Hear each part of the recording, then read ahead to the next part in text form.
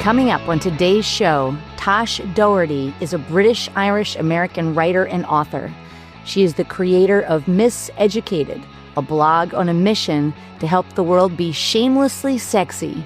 She is about to publish a sex journal. Welcome to Loving Without Boundaries, where we hear inspiring stories, share actionable advice, and talk about the challenges and the joys of ethical non-monogamy and polyamory. I'm your host, Kitty Shambliss. Coming up, my conversation with Tash Doherty.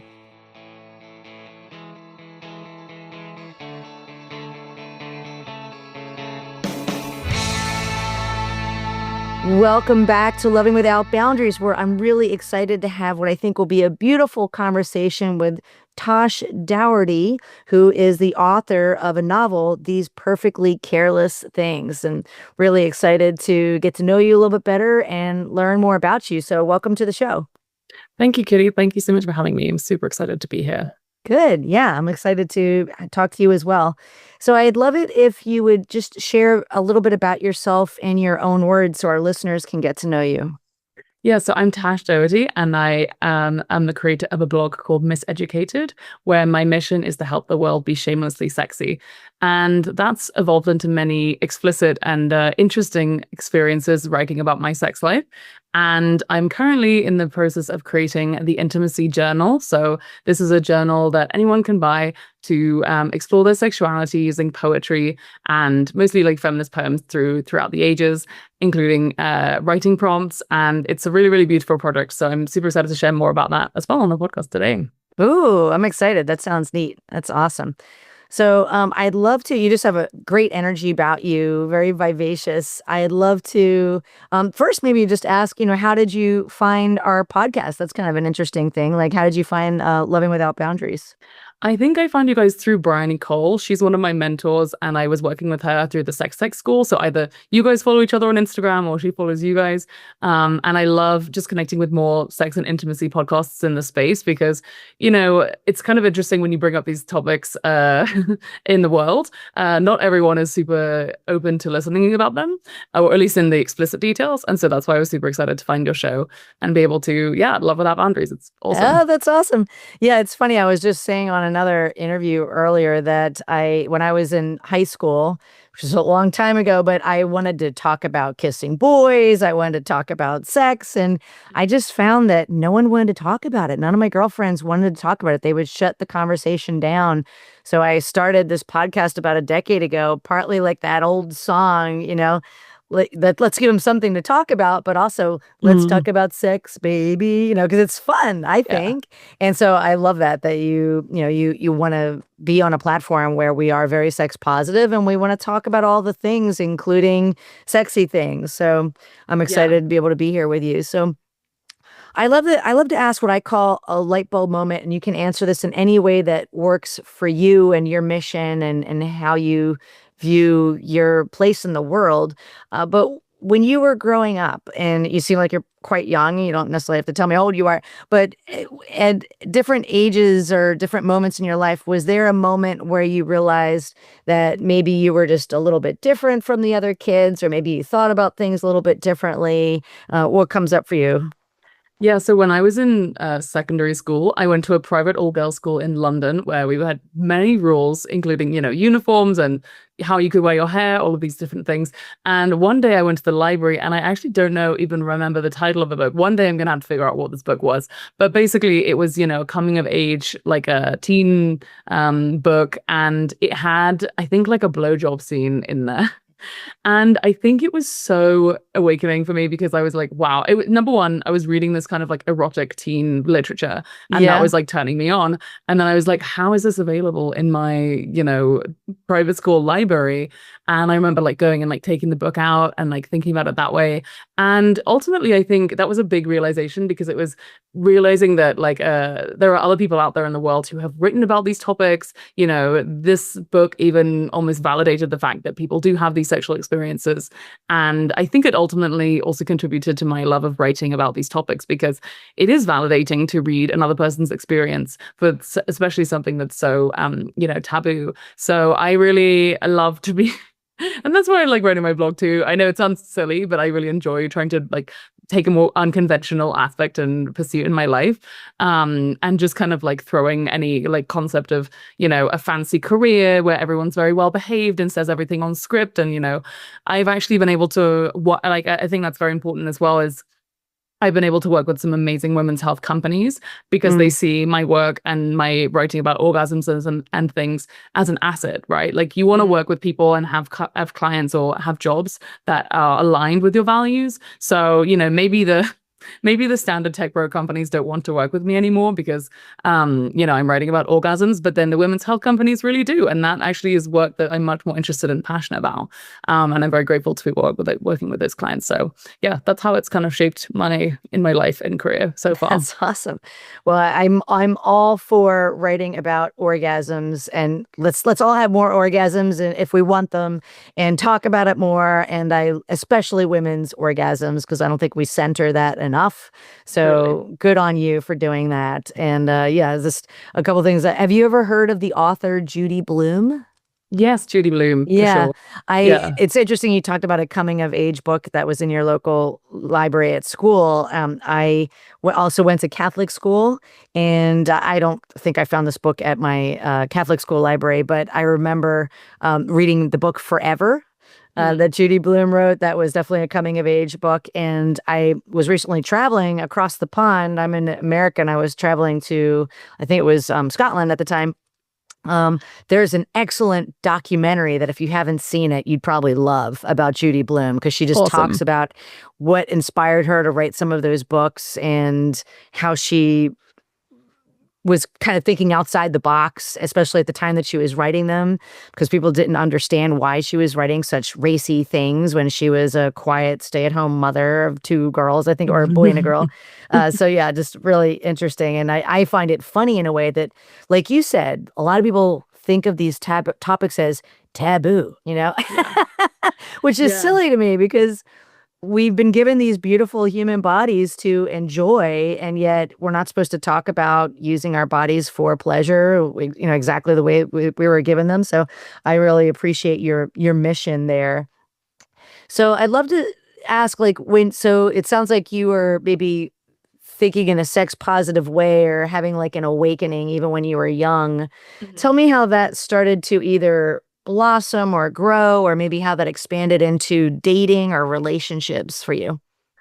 Yeah, that's a great question. I think I've actually written about this as well. I had, some of my first childhood teenage relationships, and I remember one of my boyfriends. I dated with him for a whole year, and he never gave me an orgasm, and I never even orgasmed in front of him. And I think what was happening in that specific situation, and I write about this a lot in my article called "How to Achieve Orgasm Equality," and the point there is that I was not using the techniques that I used to pleasure myself when I was with my partner. I thought we were just going to have intercourse, and I couldn't figure out why that wasn't like pleasurable for me.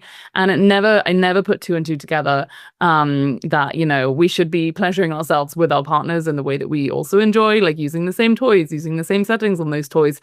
So I think that was a huge realization for me. But even until I started really doing this work a couple of years ago and building the blog and being on this journey to being shamelessly sexy, did I really actually prioritize my own pleasure, even in, one night stand Mm. relationships. So now I'm a lot more of an advocate for myself and my pleasure. And I think that also, inspires me to continue my work because I think that it is something that's kind of abnormal, right? As you're saying, like people are scared of women enjoying themselves for one thing. And Yeah. number two, it's like, uh, also the way that we've been raised, it's kind of like be a people pleaser, put others first, be really sacrifice yourself for your partner and your love, and make sure if you're sleeping with men, like that they get what they need, and I just think that is like such bullshit. So I think that's why I like to, really start in the bedroom with these topics, because I think that's where it really shows up.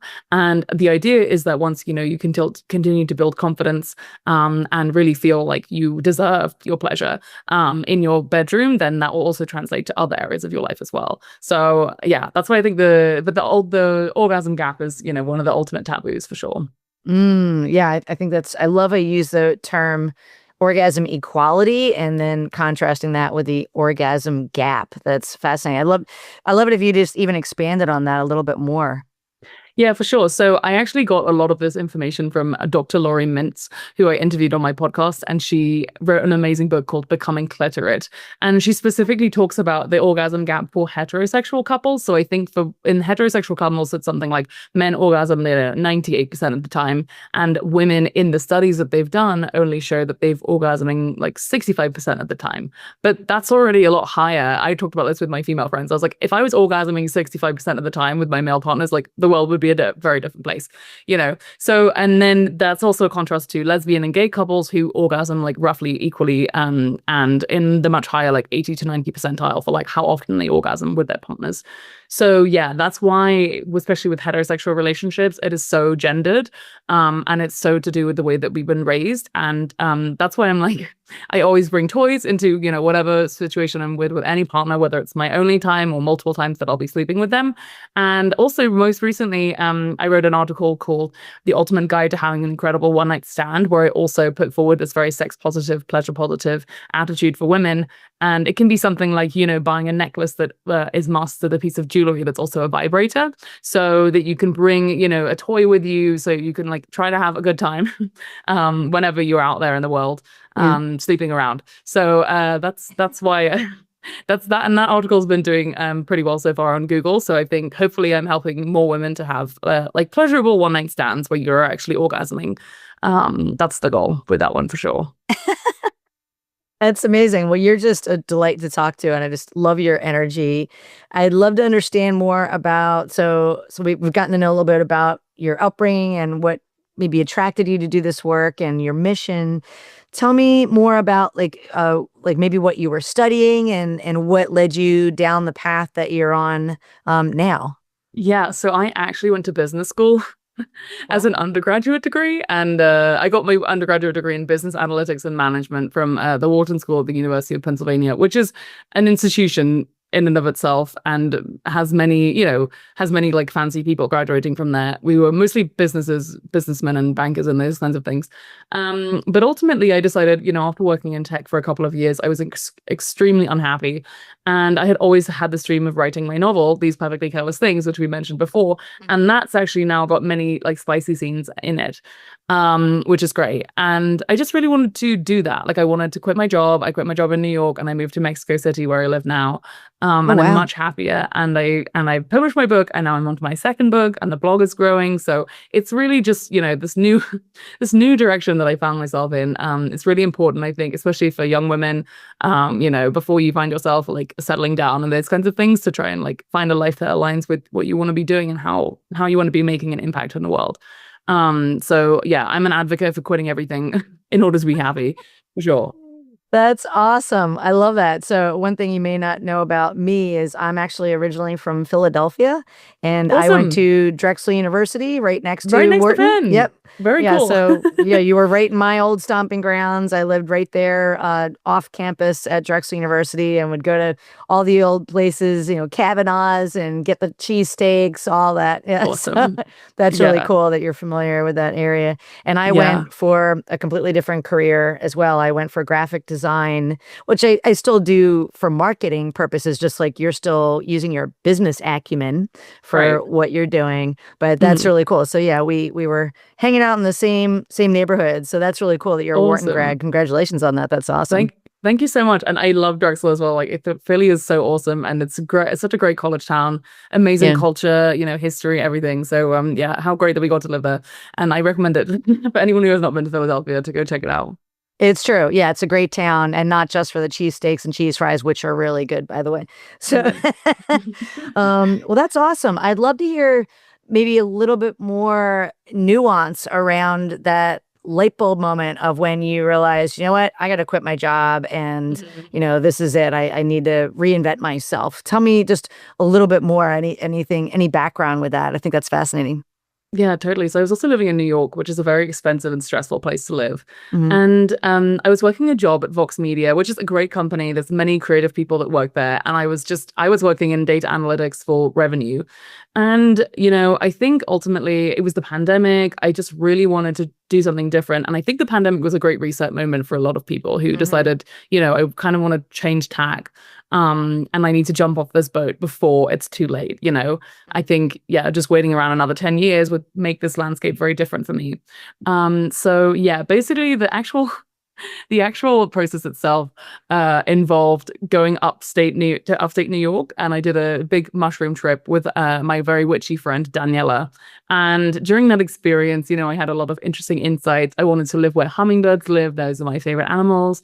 And I felt, this kind of cycle of life between like my mother and my grandmother getting older, and that was very interesting as well. And I think ultimately that whole experience just really gave me a lot of courage.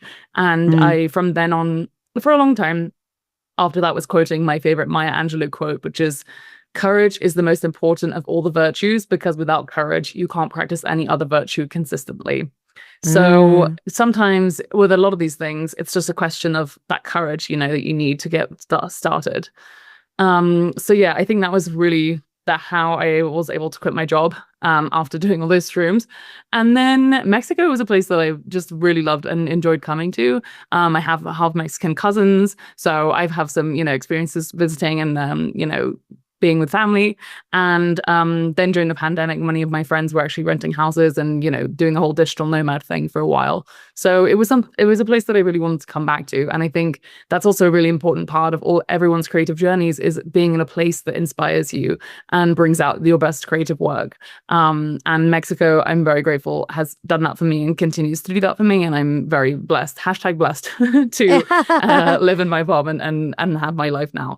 So, Yeah. but even then, it's definitely a journey, and even like growing a blog, all these things take years. So it's very important to just enjoy the journey at the same time. But I think, yeah, I think I just have a very like YOLO attitude to life, where I'm like, who knows how long we're all going to be alive for. So I might as well definitely get this novel done, which was my childhood dream, and I had to heal that, that part of my teenage self. Mhm. So yeah, that was a very big part of it as well. That's amazing. Well, that sounds so beautiful. I'm really happy for you. And before I forget to mention it, do you like watching TED Talks? I do, yeah. So, one TED Talk I can recommend for you and our listeners based on this conversation. One of my mentors, his name was Scott Dinsmore. It's Dinsmore, and he's no longer with us. Which also coincides with, you said, we don't know, none of us know how long we have, right? And his TED Talk is about what's the work that you can't not do. And it's Mm. a beautiful TED Talk, and especially if you look at it through the eyes that he passes away through a tragedy about 3 years after this TED Oh Talk my is God. was done. So it's just an interesting lens to look at it that I think you may enjoy, and some of our listeners may enjoy too. So I love that at whatever age you decided, you know what, I need to do something different. I started my blog in December of 2012 when I was 43.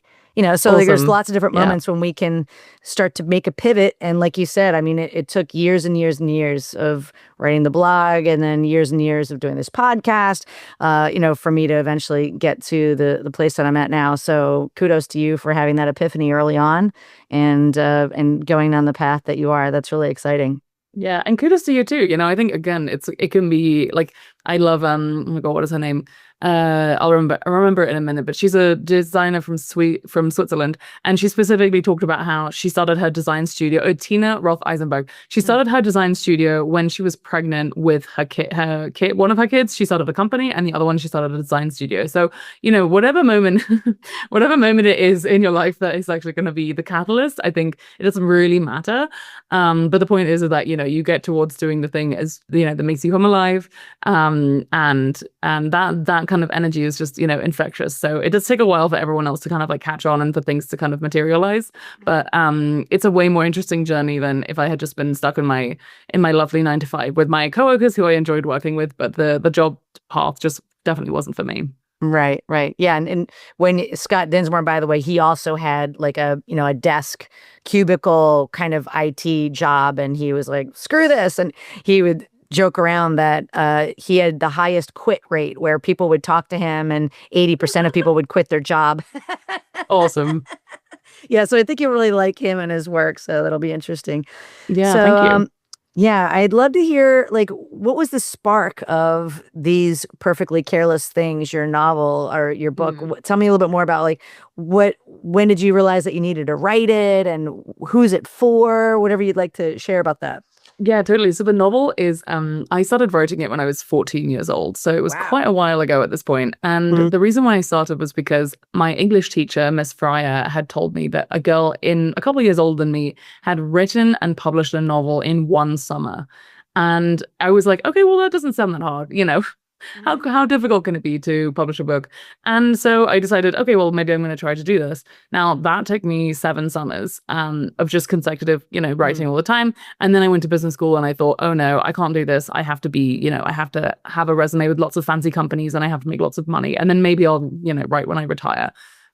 So the initial thing that got me into writing was definitely just naivety and then also having something that I could be disciplined about. I really enjoyed the flow of writing as well. So if you do any, whether it's cooking or a sport, you can get into this beautiful flow state for hours and hours.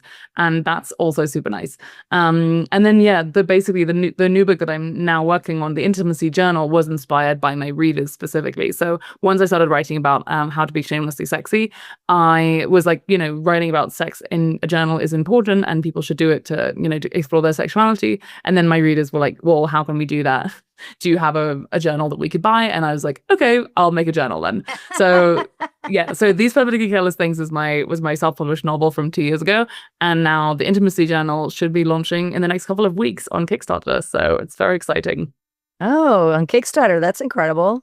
Mhm. That's really cool. So tell me a little bit with the intimacy journal, like can you give an example of some of the prompts or what the kind of Yeah. the purpose of it is?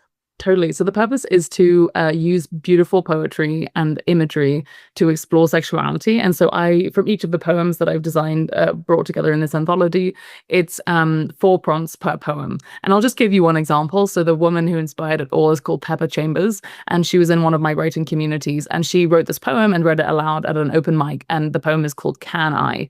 And it's a beautiful, fun, playful poem that's all about like, all the saucy things that they want to do together. Her poem is going to be for the chapter of play. That's the theme. Each chapter has a theme. So it's all about the sauciness of like the, intimate, like just getting to know somebody. And there's flirting experiences. So some of the prompts for her poem are she uses the phrase skinny dipping in the poem. So I ask people, write about an experience of skinny dipping and what was that like? And then she has another phrase which is like your body tells stories with nasty rhymes. And so I ask the readers or the writers, tell me about a time when you were nasty, naughty, bad, etc. And the other one is like a memorable pickup line because that's can I get to know you? That's also in the poem. So basically, each of the writing prompts is inspired by these works, and it's been a real joy to put this book together because I have read so much poetry. It's so inspiring, and I love all of the different works that I've got. I've got 1800s Black African American women who are activists and Native American women who are activists, and then I've got an ancient Archduate, ancient Chinese poet, ancient Greece, and also Arctic Inuits. These it's really really cool, and modern Swedish. So I've basically been able to compile poems from all aspects of the literature that we have written by women about sensuality and sexuality, and I can't wait to share it with everyone. It's just getting onto the presses right now, and we'll be printing the version soon, which is so great. That's awesome. It sounds incredible. And Yeah. so when do you think those will be available? Well, the Kickstarter is going to be launching in the next 3 weeks. So as soon as I have the final version of the actual printed copy of this journal, then I'll be able to take pictures of it and then I'll post them on the Kickstarter. But we already have like the marketing campaign videos already done. I've also recorded an audiobook. So we have ebook, audiobook, and print, and then Wow. options to join workshops as well and have one-on-one writing sessions with me. So the cool thing that your listeners might be interested in is that on the back page, there's a QR code. And so you can scan that and you can actually upload whatever you've written. So if you wrote, a piece Oh, for obsession, and you can read all of the other people, the pieces that people have written about obsession. So yeah, I'm super excited about that. And it's been like a huge labor of love, a very different experience from writing a novel. But I'm really excited to share this with the world. And I think people are gonna love it. So Yeah. That's really cool. That's really cool. So when you think about this, the intimacy journal, which absolutely sounds fascinating, and you mentioned it was a labor of love, what would you say so far has been the most rewarding part of that project for you, and maybe the most challenging part as you've gone through that? Yeah, I think definitely the rewarding part has been writing the context of the poets, themselves. So pulling together 2 or 3 sentences about each poet to summarize their life and give people access to really like breathe life again into these amazing works that are in a lot of them in the public domain. And yeah, and I think also just realizing that I've really just put my heart and soul into creating something in a kind of service way, and really wishing that I had had access to the book when I was younger. Ah, And the hardest part has definitely been so far, I would say, the printing process. So, ah. unlike a novel, or any other self-published work, which has like standardized, dimensions and things, which are really easy to print. I've been going back and forth with various publishers in Mexico, and speaking Spanish and negotiating contracts in Spanish too, which is always challenging because it's not my first language. But ultimately, yeah, I have to design all the colors and the layout and all of those things. But I hope that I've gotten it all together, and it's also scary because we're starting with 400 copies, so I have to put that money down, and like invest financially, and I think I will probably end up selling more than 400 copies, but right now I'm not really prepared to take more of a risk than that before Christmas. So just all those things and like the actual details. So and I'm sure the actual shipping will be an interesting process as well. Yeah. So beyond just the actual creative part, it's really about bringing it to life. But ever Mhm. since I like dedicated myself to this journal, I think it's just yeah, it's allowing me to access like all these different aspects and these voices, and it's just Oh, that's it's amazing. so delicious. So I cannot wait for everyone to read it. It's going to be so awesome. Yay. I love that you use the word delicious. That's yummy. Yeah. And of course you've got that great Wharton degree to back you up as you're making some of these financial and business decisions too. That's amazing. Yeah, just putting numbers on a spreadsheet to make sure that I'm not like, dipping more into my savings than I already am. We'll Yeah, see. I hear you. I hear you. Yeah. So I love your mission about helping the world to be shamelessly sexy. That's awesome. So you've got your These Perfectly Careless Things novel, you're working on your intimacy journal. What's next after that, do you think, for helping the world be shamelessly sexy, which is such a great Yeah. mission? That is such a good point. I honestly don't know because right now I'm so in the thick of the publishing. Hmm. My goal or hope is that like for at least for a while, I'll be printing more copies of the Intimacy Journal and like that will really take off. That would be awesome if that would happen. But also, I have so many topics that I want to continue writing about for Misseducated, my blog, and that I've already seen. I've been able to, have thousands of readers for different articles. So I would love to just keep hammering down at some beautiful articles on those topics, and that requires me to actually write more consistently because I've been taking more time off to like work on the journal and like figure out all of the details there. So yeah, I think writing in a consistent way is always going to be super important to my career. And so, yeah, hopefully I can sit down and give those topics the attention that they deserve. That's exciting. Well, I can't wait to see what you do next, and I'm thrilled for your intimacy journal. That's amazing. So before I take you, Tosh, into the lightning round, is there Mhm. any question I didn't ask you or any kind of message you'd like to leave for our listeners? No, I think I think the whole point, as we were kind of talking earlier, is that, I just want the world to be a little bit less afraid of women enjoying themselves, and also women to be less afraid of that. So I think that's the most important thing, and just to have fun with it. And and I think also the beauty of sensuality and sexuality for women is that it can be poetry, right? It can be a beautiful piece. I was just in San Francisco the other day and I saw the bridge and I just gazed at the bridge for an hour and it did something, creatively to me. So I think that's just, I hope that people can continue to look at for all of the beautiful bright spots in their day-to-day lives. And because I think all of those can alchemize into, whether it's the way that we experience sex or what we want to create. So yeah, I wish everyone beautiful alchemization and inspiring views and things like that. Yeah, gorgeous. Yeah, amazing. Thank you for sharing that. What a beautiful mission and a beautiful message. So, with that, I'd love to take you into our lightning round, which is just a few questions, Sure. and just to kind of encapsulate some of your thoughts here. So, the first question is: in living your most authentic life, whether you think of that as sex positive, shamelessly sexy, whatever that means for you, what would you say is either the best advice that you ever received or the best thing that you did along your journey? Yeah, I think it's about the place where you live, you know? I think that's been a huge aspect for me. And I'm just so grateful to Mexico. I think Mexico City, all the places that I've lived and visited here have enriched my life in such an awesome way. Mm, So I really encourage people to, yeah, just go live where you really feel called to live. And I just hope, I don't know, it just makes me a little bit sad when I like ask people like where they live and then they're like, ugh, I don't know. Like they just don't really come alive when that's a part of their lives. So mhm. yeah, if it's something like traveling or anything like that, I really encourage people to do that. So yeah, I'm very, very grateful to be able to live in Mexico and experience the beauty here. Oh, that's great. I love hearing that. Yeah, and it was a big not many as you know from living in Philadelphia, there's a lot of people that just don't leave that area, which is fine. They're very Hmm. happy there. That's great. Yeah. But yeah, moving even just 3 hours south here to Northern Virginia, I love where I live and I Hmm. love to travel. So it's kind of like Yeah. a nice great home base to be able to travel, but I think that was beautiful, beautiful advice. Thanks for sharing that. How about for somebody who is seeking to live their most authentic life? Maybe they're about to potentially open up a relationship or just step into their sexuality, and just kind of maybe they're having some fear around that. What would be a tip that you would give them as they're embarking on that next adventure? Yeah, well, if I haven't mentioned it yet, then it's time to mention it now, which is the power of writing, I think is so important. So that's just, a private thing that you can do on your own, whether it's just even just basic journaling, those kinds of things. But even this morning, I was feeling a bit stressed and I just sat down and sit for an hour and just wrote. And I think that's a really great way to just, block out all of the AI responses and social media and like all this crap and just really get to grips with what it is that you actually want. I would really recommend that to anyone.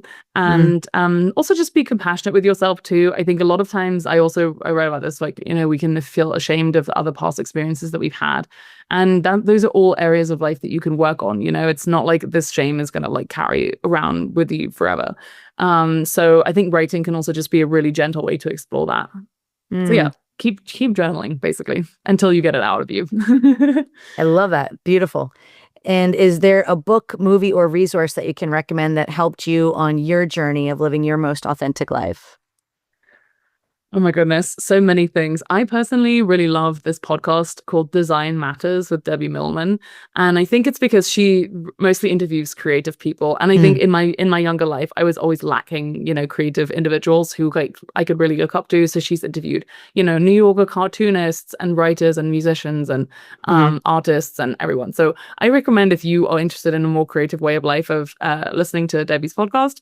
And yeah, I'm trying to think The Artist's Way is also really, really beautiful by Julia Cameron. Is a great place to get started with creativity. I'm sure many of your listeners have already read that book, but if you haven't done it, I highly recommend starting with The Artist's Way. Awesome. Thank you. And those are great. I'm going to check those out and I'll stack on quickly here. And for you too, the book Big Magic, if you haven't Mhm. read that, is incredible. So awesome. And then lastly, for fun, is there a particular song or music that really inspires you or moves you?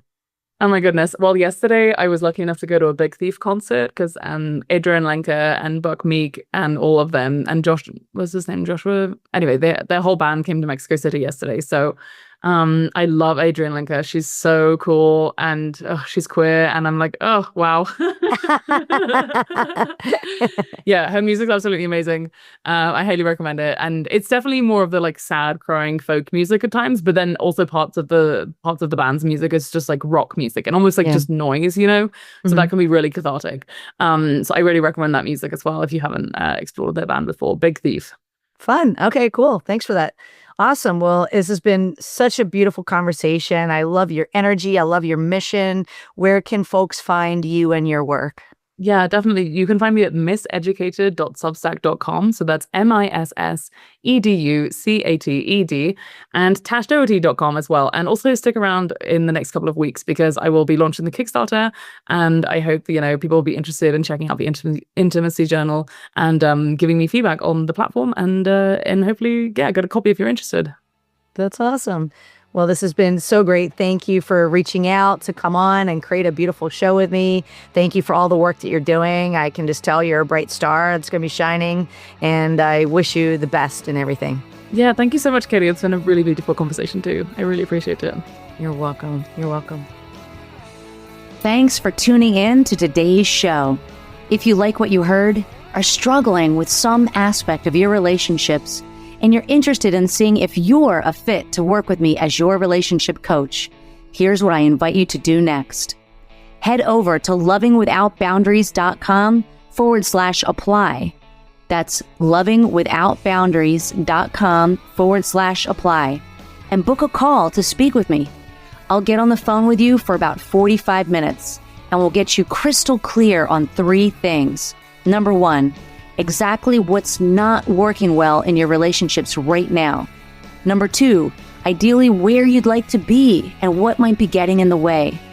And number 3, the exact strategy to get you there, helping to close that gap. Remember, creating healthy, open relationships does not typically happen by itself. Many often need expert guidance to make it happen. We've helped clients all over the world to feel safe, happy, and secure in open relationships while not losing their mind or their cherished partners. To see if we can help you do the same, head over to lovingwithoutboundaries.com/apply. I'm Kitty Chambliss, and let's talk soon.